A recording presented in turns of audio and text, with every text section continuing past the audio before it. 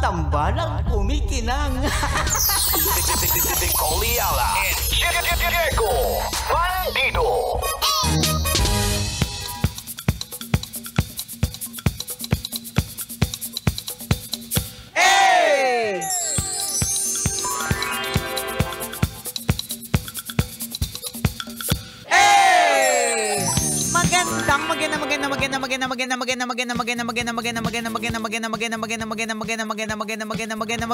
Magandang tanghali, kumikinang na ulo, Diego Bandido.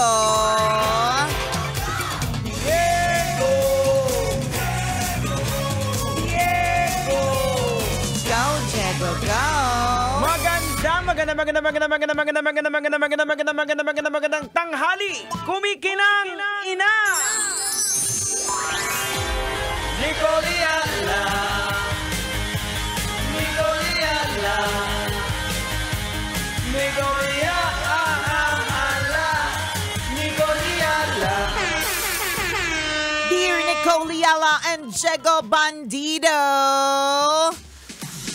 papaano nga po ba mag-establish ng disiplina? Last week po ang check-up ko, ayan na po.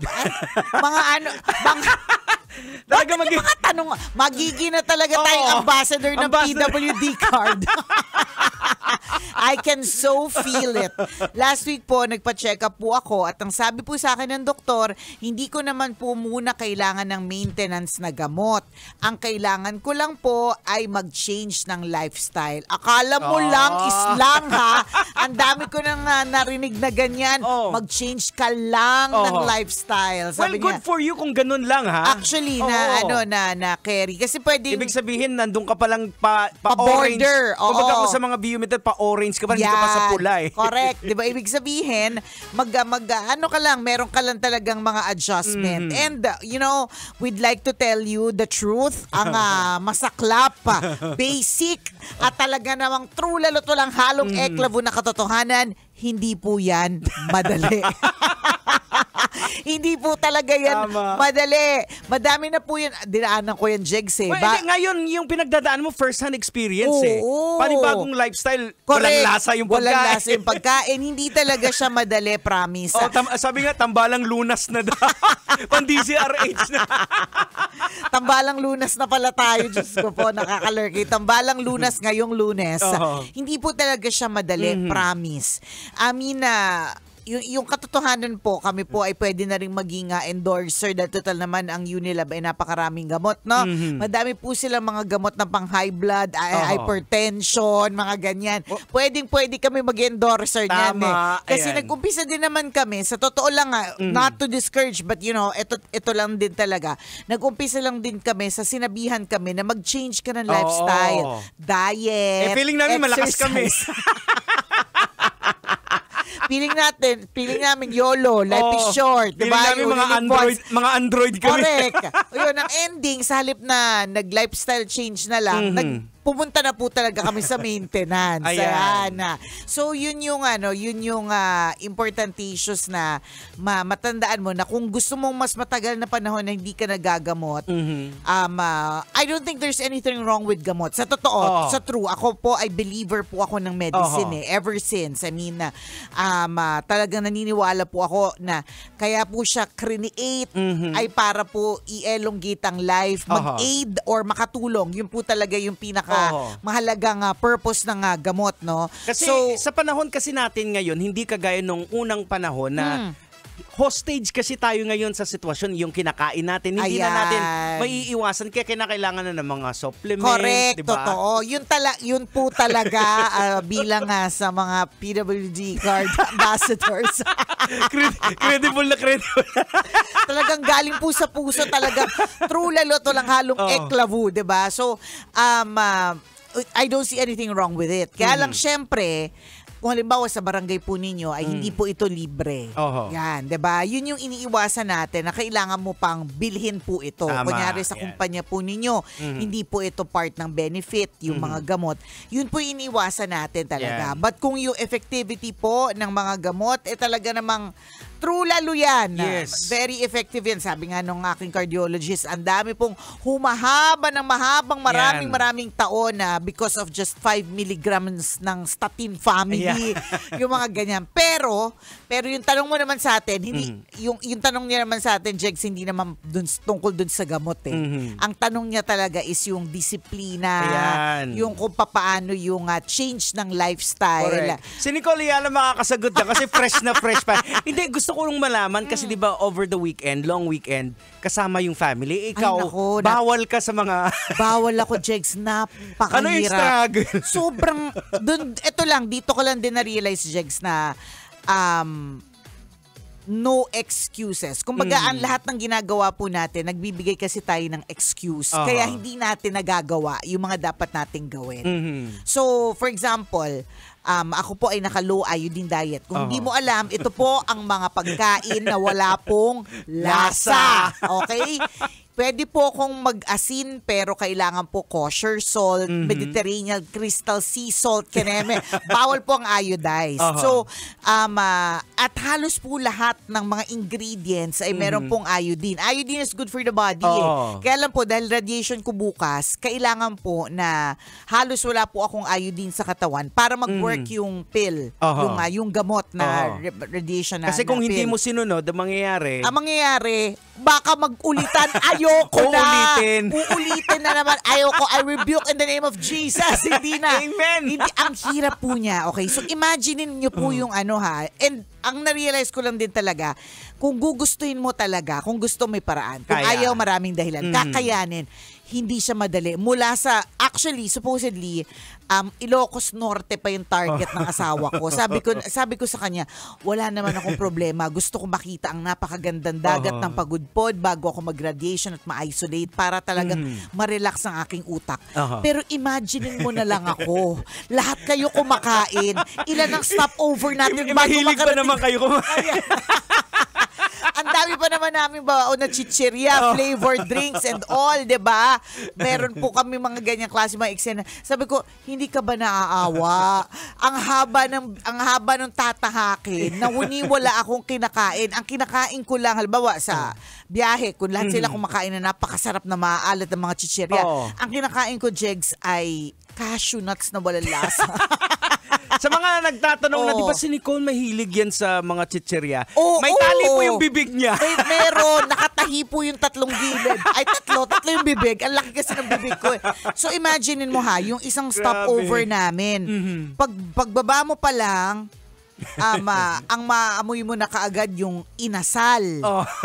Liempo. Tapos syempre maaga, so lahat sila magsisilog. Hindi ko alam ang preparation eh. Hindi ko alam kung paano siya niluto. So hindi ko pwedeng i-risk kasi magdadalawang linggo na akong nagtitiis. Dahil lang sa ilang araw ng kagustuhan ko makakain ng masarap. May naamoy pa akong sisig. Paborito kong menudo. Diyos ko po, kalderetas. Tapos yung lutong probinsya pa naman, ang sarap. Totoo, alam mo, sabi ko talaga, di lahat sila kumakain. Tapos ang tinitira ko, ano tawag doon? Pakwan. Pakwan, saging, ganyan. So, tinatanong ko siya, tapos aamoy ko talaga pork chop. Alam mo yun talaga, tas yung pritong, naku yung nagmamantika. Jake, sabi ko sa'yo, yung mga lunukoan talaga naman. Ang sarap pa naman lalo na yung kanin sa probinsya, yung kahoy, yung may lasang kahoy, may amoy ng kahoy. Correct, diba? Kasama yun Kasama yun, tsaka kasama sa view, yung kumakain ka nung masarap na yun. Sabi ko, hala, kawawa naman si Nico. Nakita mo ba yung shot ko? Umiinom lang ako ng kape. Natuto nga ako bigla mag-black coffee nang wala sa oras. Nakakaloka, dati naman hindi ako nagba-black coffee. Natuto ako, di ba? And ang sasabihin ko lang, tama naman si Jeg sa pagsabi na ito po yung mainit-init pa. It is doable. Yun lang yung point. Kaya po siyang gawin. Ayun, grabe yung talon na yan. From Nicole Yalas, napaka-bold ng panglasa. Correct. Sobra. Mahilig siya sa maaala. Tapos biglang one day, biglang walang lasa. Sobrang bold ng panlasa ko ha. As in, pag halimbawa, kumain ako ng cupcake tapos hindi siya matamis, alam kong hindi siya matamis. Kasi kailangan matamis talaga siya. May certain Oo, correct. Imagine nyo, tas biglang isang araw, Tatanggal. habang kumakain sila ng sisig, lomi. yung nagtatawanan. Baka ang sarap dito. Patikim nga yung sayo. May ganun pang eksena. Yung tutusukin mo yung kabilang plato. Totoo. Ganyan, Jegs. Ganyan yung nangyari. Meron pang part na nag-night out kami. Naniwala ang alam mo kung anong kinain ko? Tofu na walang sausawan. Pero, na-survive. Yan, kinaya. Yan. So, ibig sabihin, in other words, sa madaling salita, ikaw na merong ganyan, posible talaga siya. Ano lang talaga, eye on the prize. Ako kasi, ang eyes ko ay nasa goal. Ang goal is umepekto ng maigi sa aking radiation para hindi ko na siya ulitin. Ako nga, ini-imagine ko na pag hindi na talaga kaya ni Nicole, yung sinasampal niya na yung sarili niya. Hindi Jegs, ginawa ko na. Ginawa ko na. May ganyan na talaga ako. Kinukurot mo na yung sarili mo. Nakakabaliw siya, promise. Pero, ulitin ko, nakakabaliw siya, pero it is doable. Yan. Kaya siya. Kailangan lang talagang didisiplinahin mo yung sarili mo. Pero I will not say lang. Kasi hindi po siya lang. Tapos, napag-alaman ko, hindi nagpa-blood test ako, no?